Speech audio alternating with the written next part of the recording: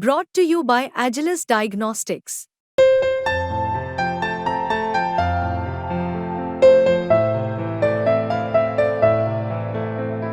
Agilus Diagnostics. Hathras कांड, जिसने उत्तर प्रदेश समेत पूरे देश को हिलाकर रख दिया।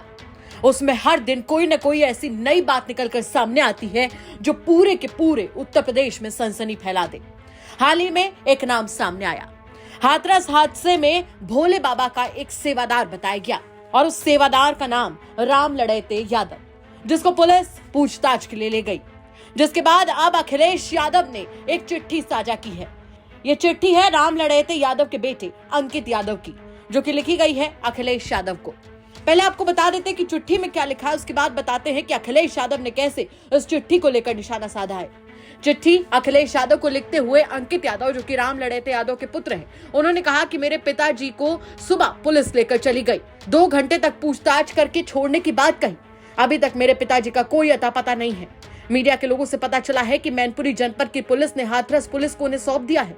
हाथरस पुलिस ने जेल भेज दिया है। मेरे पिताजी घटना वाले दिन घटना स्थल से 2 किलोमीटर दूर थे। कार्यक्रम खत्म हुआ, वो रोडवेज बस में बैठकर घर आ गए। मैंने जब मोबाइल में हाथरस की घटना देखी तो पिताजी को बताया कि हाथरस की घटना हो गई। तब मेरे पिताजी को पता चला कि हाथरस में कोई घटना हो गई है। क्योंकि मेरे पिताजी मोबाइल नहीं देखते थे, मेरे पिताजी साधारण श्रोता के रूप में जाते। कुछ समय पहले उन्हें गुलाबी ड्रेस दे दी गई थी। गुलाबी ड्रेस उन्हें दी जाती है जो साफ सफाई और व्यवस्था का काम देखते हैं। मेरे पिताजी को 2 किलोमीटर दूर वाहन खड़े कराने की जिम्मेदारी दी गई थी। जैसे कि मेरे पिताजी ने मुझे घर आकर बताया, मेरे पिताजी को गलत तरीके से फंसाया गया है। मेरे पिताजी का इस घटना से कोई वास्ता नहीं है। जब से पिताजी को पुलिस लेकर गई है तब से परिवार का रो रो कर बुरा हाल है। माननीय राष्ट्रीय अध्यक्ष जी, कृपया हमारे परिवार की सहायता करने की कृपा करें, आपकी महान कृपा होगी। इस चिट्ठी को साझा करते हुए अखिलेश यादव ने सोशल मीडिया प्लेटफॉर्म एक्स पर एक पोस्ट किया। उन्होंने पोस्ट करते हुए जमकर अपना गुस्सा निकाला।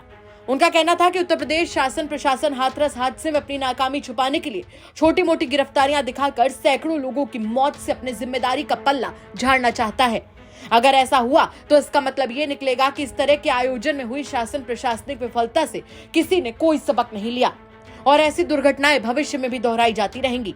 शासन प्रशासन किसी खास मंशा से व्यर्थ में ऐसे लोगों को गिरफ्तार कर रहा है जो मूल आयोजन स्थल से दूर थे और गिरफ्तारी के बाद उनको ही दोषी ठहराए जाने की तैयारी कर रहा है। ये गिरफ्तारियां स्वयं में एक षड्यंत्र है। इन गिरफ्तारियों की तुरंत न्यायिक जांच हो, जिससे उत्तर प्रदेश की भाजपा सरकार का खेल जनता के सामने लाया जा सके। अगर भाजपा सरकार ये कहती है कि ऐसे आयोजन से उसका कोई लेना देना नहीं है, तो फिर भाजपा सरकार को सत्ता में रहने का कोई हक नहीं। इस कार्यक्रम में आए अधिकांश गरीब लोग दुखी, शोषित, पीड़ित, वंचित, दमित थे। इस आधार पर इसका मतलब तो ये भी निकलता है कि ऐसे लोगों से भाजपा सरकार का कोई सरोकार नहीं है, जबकि सबसे पहले सरकार का ध्यान ऐसे लोगों की तरफ ही जाना चाहिए। निंदनीय। तो अखिलेश यादव ने इस चिट्ठी के जरिए सरकार पर निशाना साधने की कोशिश की है।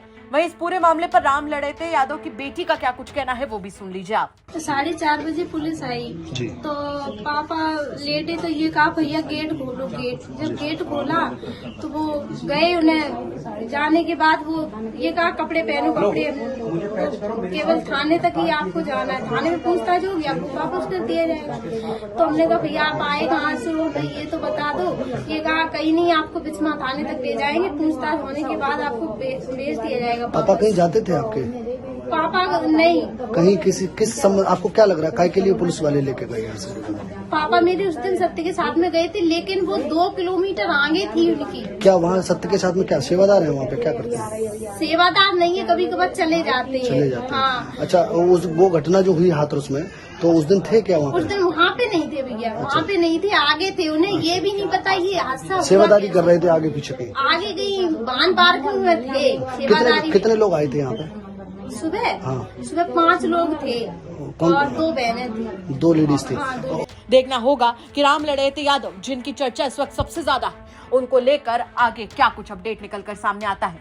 बाकी आपका इस खबर पर क्या कुछ कहना है कमेंट करके जरूर बताएं। ब्यूरो रिपोर्ट यूपी तक।